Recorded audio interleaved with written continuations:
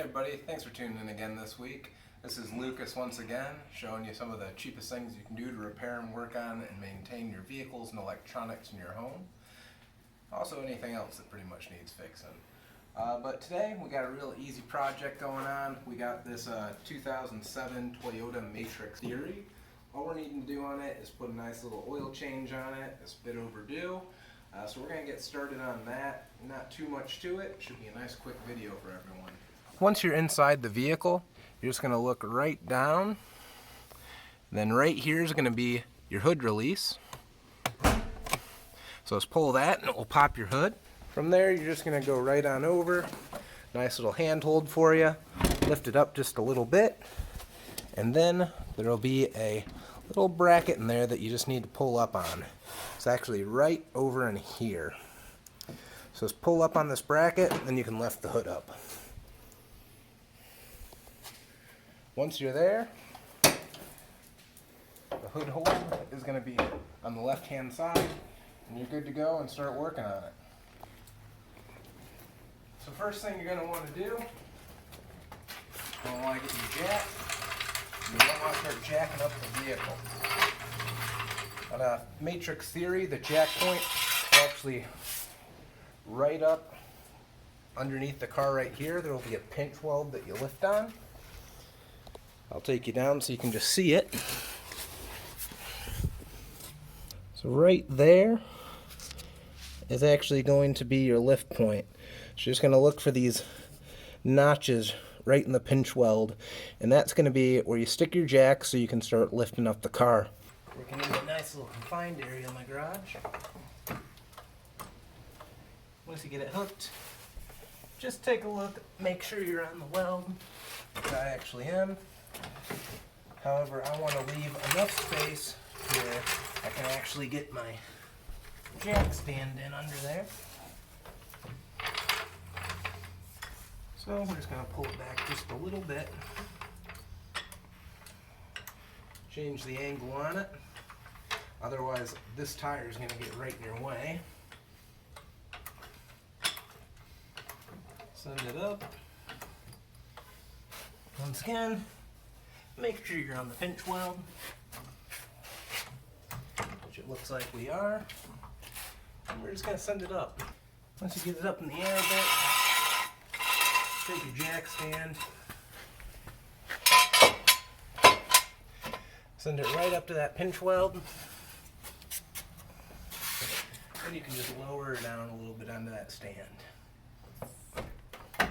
There we go, the car is now on the stand. You just want to give it a good wiggle, make sure that it's held up good so it's not going to fall on you, and we're good to go. Okay, I got my dog over here helping me now, so it should be a lot easier to get this job done with her help. What we're going to start out by doing though is we're actually going to take you down there. I'm going to show you where the drain plug is as well as the oil filter. And the drain plug on this Toyota Matrix Theory is going to be a 14. So you just want to make sure you got that so you can take it down there with you. So once we're underneath the car, we're just going to travel over a bit. You're going to look at the passenger side wheel and it's going to be right there. So there's our drain plug. Then if you follow the plug over and then up a little bit, there is our oil filter. So right now, I'm just going to take those two off. Okay, so now we found the drain plug. Just going to put it on.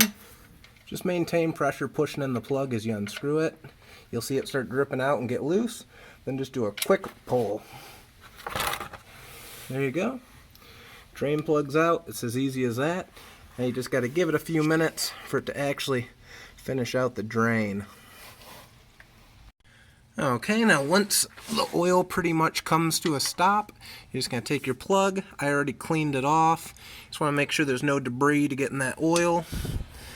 Then you're just going to put it right back in. Then you're just going to tighten it down. Don't go too tight with it. Just get it snug. You can replace the little fitting in there with the plug. I didn't do that on this time. I only do it every few oil changes.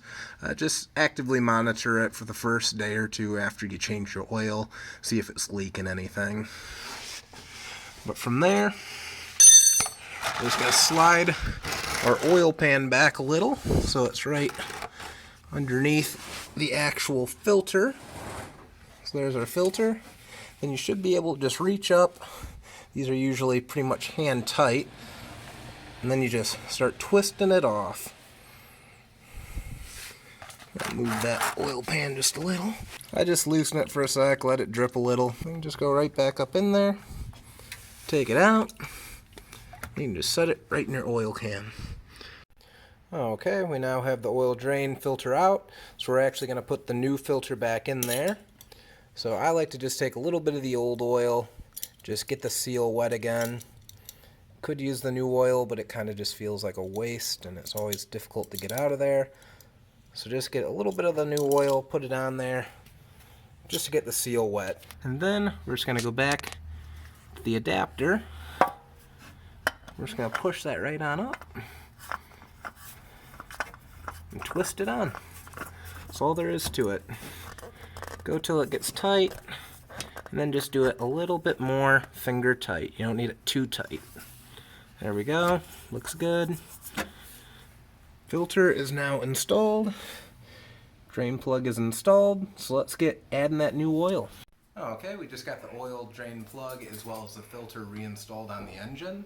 So now all that's left to do is now put in our oil. Use your brand of choice. I'm using Valvoline High Mileage Synthetic Blend just because I got it for cheap online. It was like 16 bucks on Amazon delivered to my door, which I really like the Valvoline oil, so I tend to use that in my trucks.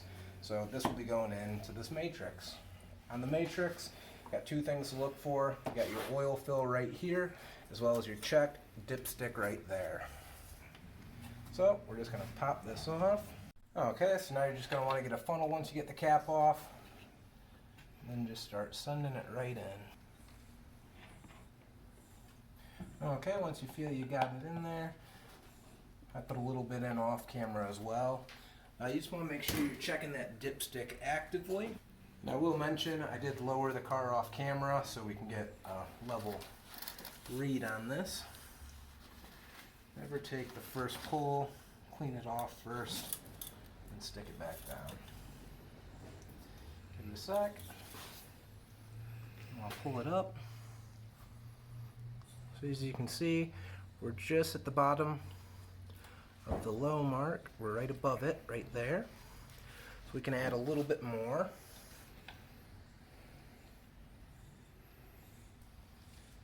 I like to leave them closer to the high side than the low side. Because once you run the engine, it's going to suck through a bit, so.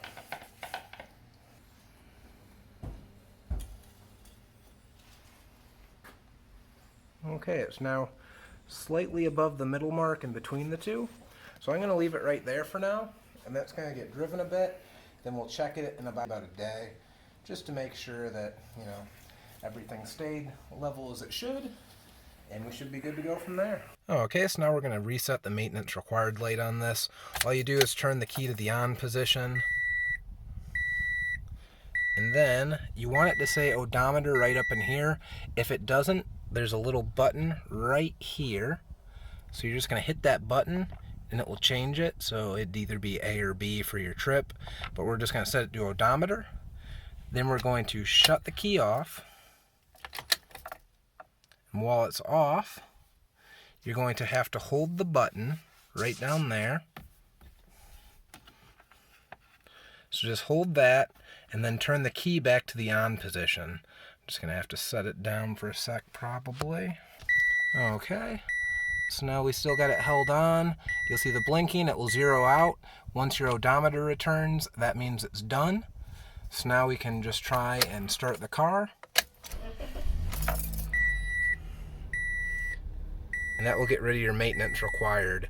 We still have one light on here. I'm just gonna have to clear that. It's probably a tire pressure light, but we'll go from there. Thanks for tuning in, everybody.